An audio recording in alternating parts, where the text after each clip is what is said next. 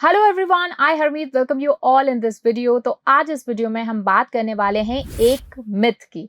अब वो मिथ क्या है कि अगर आपको आईटी इंडस्ट्री ज्वाइन करनी है या किसी आईटी कंपनी में काम करना है तो आपको कोडिंग आनी चाहिए। तो आज इस वीडियो में हम आपके साथ शेयर करने वाले हैं कुछ ऐसी टॉप हाई पेइंग जॉब जिसके लिए आपको कोडिंग की जरूरत नहीं है और कई सारी इनमें जॉब्स में आपको कोई हाईटेक स्किल्स की भी जरूरत नहीं है। सो चलिए फिर वीडियो को शुरू करते हैं और वीडियो को आपको एंड तक देखना है बिकॉज हो सकता है जो रिकमेंड हम आपको कर रहे हैं जॉब रोल्स उसमें से ही कोई आपका एक ड्रीम जॉब बन जाए।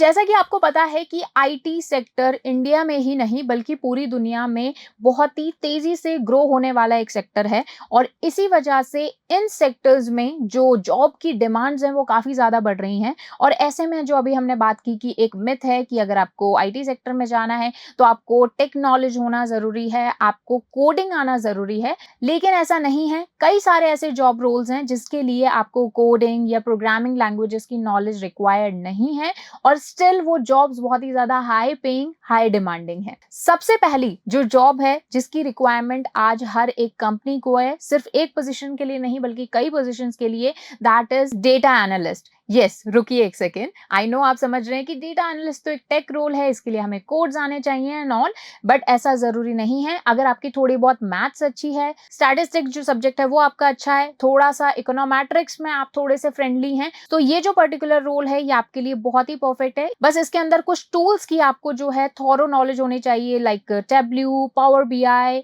MS Excel and like that. हाँ, डेटा एनालिस्टिक की कुछ जॉब्स आप जरूर ऐसी देखेंगे मार्केट में जिनके लिए रिक्वायर्ड होता है coding, but still there are maximum amount of data analyst jobs जिसके अंदर कोडिंग या कोई भी प्रोग्रामिंग लैंग्वेजेस रिक्वायर्ड नहीं है। तो डेटा एनालिस्ट एक ऐसा करियर है जो आप चूज कर सकते हैं। तो भले ही आप आईटी बैकग्राउंड से हैं चाहे नहीं है, आप इस फील्ड में अपना करियर बना सकते हैं और आज के टाइम में ये one of the most growing jobs में से एक है, सैलरी वाइज भी as well as demand wise भी। नेक्स्ट जॉब रोल जिसके लिए आपको किसी भी कोडिंग या प्रोग्रामिंग लैंग्वेजेस की रिक्वायरमेंट नहीं है वो है digital marketing. Yes, digital marketing आज एक ऐसी चीज बन चुकी है जो कि हर एक कंपनी को चाहिए।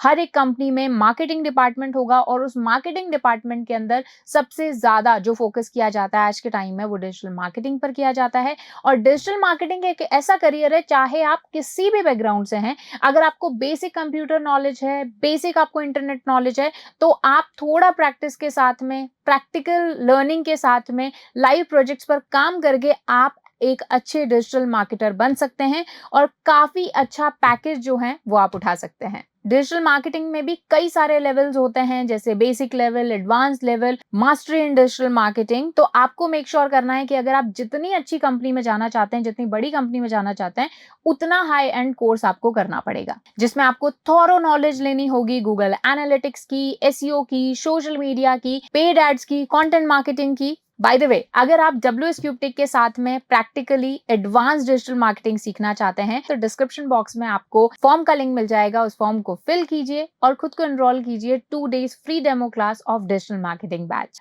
नेक्स्ट नॉन आईटी रोल जो कि एक आईटी कंपनी में आपको बहुत अच्छा पैकेज दिला सकता है वो है प्रोडक्ट मैनेजर का।